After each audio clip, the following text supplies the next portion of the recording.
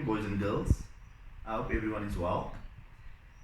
So we've come to an end of the Daniel series, which has lasted for 4 weeks. If I'm being honest, I am quite tired, and I'm looking forward to this 1 week break that we will be having. Behind the scenes, we have been working extremely hard to make the Jam City sessions as exciting as possible. So I must encourage you to give us as much feedback as possible so that we can make the next series even better. In saying that, those who have been part of this journey since day one, I'm sure you've enjoyed the series. I'm also sure that you've grown closer to God. Those who have joined in a bit later, I'm sure you're excited about the start of the new one. So have faith, keep the trust, and we most definitely are looking forward to the start of the new series which will take place after our short break. I'm going to read the Bible verse of Daniel. It's Daniel 1, verse 17 to 20. To these 4 young men, God gave knowledge and understanding of all kinds of literature and learning, and Daniel could understand visions and dreams of all kinds. At the end of the time set by the king to bring them into his service, the chief official presented them to Nebuchadnezzar.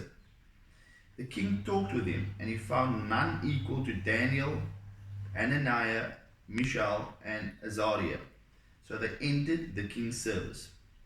In every matter of wisdom and understanding about which the king questioned them, he found them 10 times better than all magicians and enchanters in his whole kingdom.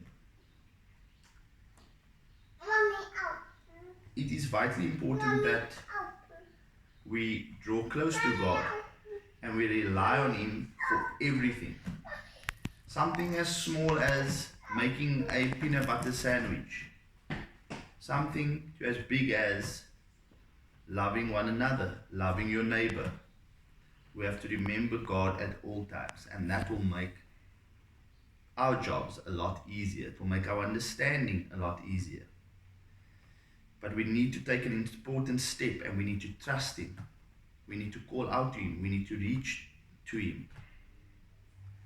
And we need to ask Him for guidance.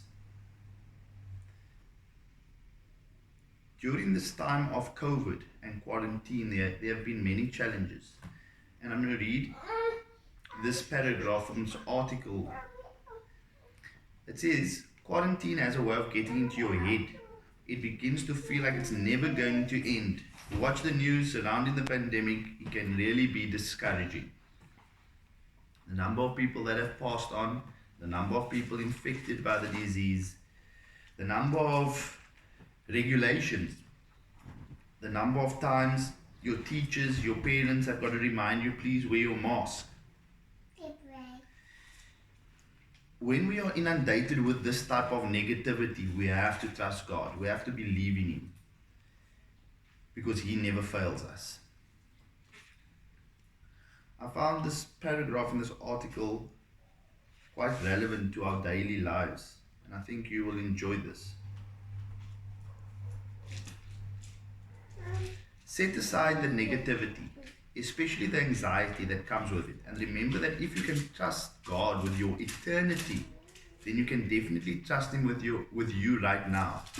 It wasn't easy for Daniel and his friends to be different, to trust in God, but they did it. God met them and enabled them to thrive in exile. That's very important. In the story of Daniel, which happened hundreds and hundreds of years ago, God allowed for Daniel to thrive during exile. Okay, he was alone, isolated with very few friends, but he was able to thrive. Right now, we're in a pandemic. We might think everything is bleak. You might not you might not know what's going to happen next year at school. Are you going to have the same friends?